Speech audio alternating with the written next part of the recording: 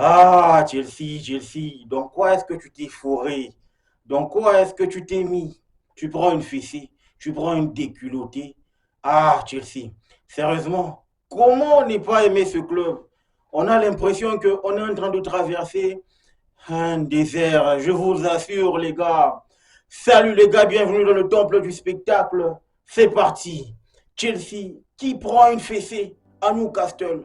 Pourtant, tout était bien parti. Avant que je ne puisse tout déballer dans cette vidéo, abonne-toi, donne-moi de la force parce que on est en route vers les 10K. Ce qui est important, c'est que tu es sur la chaîne numéro 1, n'est-ce pas, de Première Ligue évoluant en Afrique. Ça, c'est super pour toi. Alors, abonne-toi et partage, like la vidéo. Chelsea qui commence la rencontre avec une timidité terrible. Voilà, on a compris que ce groupe, il est jeune. Mais ce qui est évident, c'est que ce groupe a encore beaucoup à apprendre. On ne va pas blâmer l'entraîneur, je ne vais pas blâmer Pochettino, je ne vais pas blâmer qui que ce soit, mais je dis qu'il y a un problème avec, n'est-ce pas, le caractère. Il y a un problème avec le groupe. Le groupe, il y a trop, en tout cas, de bébés. Voilà, le projet, il est sur le long terme. Mais quand tu es Chelsea et que tu as réalisé deux bons matchs face à Tottenham Hotspur et face à Manchester City, tu te dois de faire bonne figure face à Newcastle United. Et aujourd'hui, on a vu que Chelsea a bien commencé la première période en circulant très bien la balle. Mais là où ils ont péché, c'est le fait qu'il y a eu trop d'erreurs. Il y a eu trop d'erreurs. Le premier but, je n'ai pas compris le positionnement de Kukurea ainsi que celui de Badiachile. Je ne sais pas si c'est un problème d'automatisme, étant donné que jusqu'à présent, c'était Dissassi et Thiago Silva qui évoluaient dans l'axe. Mais pour moi, j'ai compris que le Badiachile n'avait pas de repère. Alors, il fallait qu'il s'imprègne, il fallait qu'il s'intègre à sa paire, n'est-ce pas, avec Thiago Silva. Chose qui n'a pas vraiment, alors vraiment bien marché. Et aujourd'hui, on a senti qu'il y avait des bricolages dans l'axe. Kukurea qui fait un positionnement médiocre, il couvre le hors-jeu de Isaac.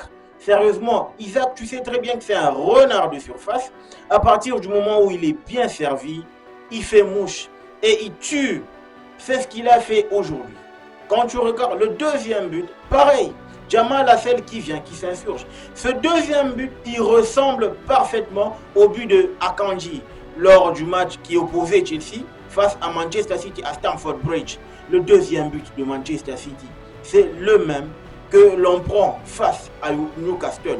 Parce que sérieusement, une défense qui est aussi trop attentive, ça ne rassure pas du tout. J'ai comme l'impression que sur ce coup-là, Robert Sanchez, il n'est pas fautif. C'est plutôt l'axe qui ne rassure plus. C'est plutôt l'axe qui ne donne plus confiance. C'est plutôt l'axe qui commence à avoir des doutes. Ça respire plus, n'est-ce pas, la confiance. Ça ne donne plus, n'est-ce pas, la joie de vivre. Troisième but, non mais sérieusement, Thiago Silva, c'est vrai, il est de tout reproche depuis le début de la saison. Comme un grand, ça manque jamais d'erreur. Mais à 39 ans quand même, je pense que tu as subi trop de pression depuis le bas âge jusqu'à le bas âge footballistique, effectivement, jusqu'à ce que tu rencontres, n'est-ce pas, jusqu'à ce que tu sois dans un club qui, n'est-ce pas, compte sur toi. Sérieusement, c'est un cadre. Mais je pense qu'aujourd'hui, toute la défense s'est ratée jusqu'à notre capitaine. Rhys James qui te prend ce carton jaune, ce deuxième carton jaune synonyme de carton rouge, c'est pour moi une faute bête. Sérieusement, en tant que capitaine, moi en tout cas, à la place de Rhys James, j'aurais laissé. J'aurais laissé couler pour pas que je puisse faire subir, n'est-ce pas, l'enfer à mes coéquipiers. Étant donné que je pense, moi, à mon humble avis, que Gordon n'aurait jamais pu marquer, n'est-ce pas? Il aurait pas dû, il pouvait pas marquer. Il pouvait pas marquer sur ce coup-là.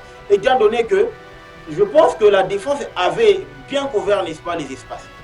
Mais quand tu es capitaine de Chelsea et que tu bourdes de cette façon-là, je pense qu'il y a de quoi se poser des questions. Je ne sais pas, c'est la frustration ou encore le doute pour dire c'est oui, on est déjà mort, on a perdu la rencontre À quoi bon ça servait, n'est-ce pas? À quoi ça servirait de pas, n'est-ce pas, permettre à ce que cette équipe puisse revivre? Et tu commets ce genre de bourde, tu commets ce genre de... Moi, j'appelle ça bêtise. Sérieusement, pour le standing de Rhys James, pour le niveau qu'il a, et l'aura qu'il a au sein du groupe, je pense qu'il... En tout cas, commettre ce genre de bourde, en tout cas, c'est pas vraiment... C'est pas nécessaire. C'est pas nécessaire. Étant donné que j'ai senti que Chelsea n'était vraiment pas, n'est-ce pas, dans son assiette. C'est pour ça que je déteste cette histoire de trêve internationale. C'est pour ça que je déteste. On était sérieusement sur un très bon élan, avec, n'est-ce pas, une confiance qui commençait à être maximisée. Et on avait, n'est-ce pas, un groupe qui commençait enfin à dégager, n'est-ce pas, une sérénité. Mais de là, quand la trêve internationale est arrivée, sérieusement, ça nous a perdu. Regardez aujourd'hui le match de Palmer. Palmer n'a vraiment pas fait un match exceptionnel aujourd'hui. Depuis qu'il est là, c'est son premier match bidon. C'est son premier match, c'est un mauvais premier match. Donc là, je pense que même notre entraîneur, il a eu des mots forts. Il a bien dit que ces genres de choses doivent arriver pour que vous grandissiez. Et ça, c'est important. Étant donné qu'on est un groupe jeune, et il faut avoir un mental pour vivre ce genre de choses. Tu vois, tu es Chelsea, tu te prends une fessée. Tu as fessé ton ami, on te fesse aussi après le match. Ça doit arriver pour que vous puissiez gagner, n'est-ce pas, en maturité. Vous puissiez gagner dans les nerfs. Oui, parce que la première ligue, elle ne pardonne pas. Tu peux fesser ton ami aujourd'hui. Le lendemain, tu te prends une déculottée. Ça, c'est la première ligue, les gars. Donc aujourd'hui, j'ai vraiment pas de quoi reprocher, si ce n'est que les erreurs nous ont plombés dans ce match. La nonchalance, le laxisme défensif, en tout cas, nous a plombés dans ce match. Je pense que c'est important pour Pochettino de remobiliser, n'est-ce pas, la troupe, étant donné qu'on a un gros match face à Newcastle le 4 décembre pour les comptes, n'est-ce pas, de la Carabao Cup, quart de finale. Je pense qu'il faudrait que nous nous servions de cette compétition pour vivre cette saison. Parce que déjà le top 6 c'est mort. Je pense le top 4 c'est officiellement mort, à moins des miracles extraordinaires. Oui, parce que là, sérieusement, on n'a plus de cartes à jouer dans cette Barclays English Premier League, si ce n'est de préparer la saison prochaine. Donc les gars, je pense que c'est tout pour Chelsea. Étant donné qu'il n'y a vraiment pas quoi à dire. On est dans la mouise, les gars, ce qui est évident. Mais, comme qui dirait, Chelsea est vraiment dans la mouise. Chose qui n'est pas vraiment le cas avec Liverpool. Parce que Liverpool, qui a fait un match exceptionnel, les gars. Tu es dominé du début à la fin. Mais tu as quand même des petites séquences qui te permettent de survivre dans la rencontre. On commence par Alisson, qui commet une bourde, qui n'a pas... Déjà, Alisson, avant le premier but, il commet une bourde, qui, n'est-ce pas, qui n'a pas été bien négociée par le joueur de Manchester City. Je pense que ça, c'était juste un avertissement. Il refait encore ce genre de... Il commet une nouvelle fois sa bourde. Cette fois-là, ça conduit à une très bonne combinaison, un petit décalage, n'est-ce pas, du joueur de Manchester City, qui donne à Nathan Ake, et Ake qui essaie de se sortir du marquage de deux défenseurs de Liverpool pour servir de fort belle manière Erling Braut Haaland. Et ce dernier, il conclut, non mais sérieux, il vient officiellement d'atteindre les 50 buts sur l'année civile. Ça, c'est un attaquant prolifique.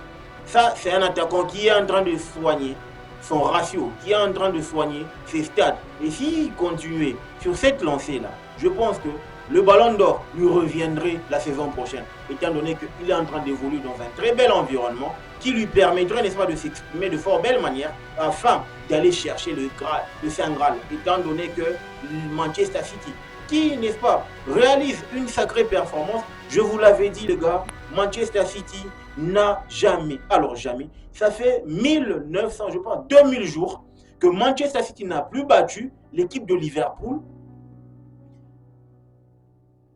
2 fois successives.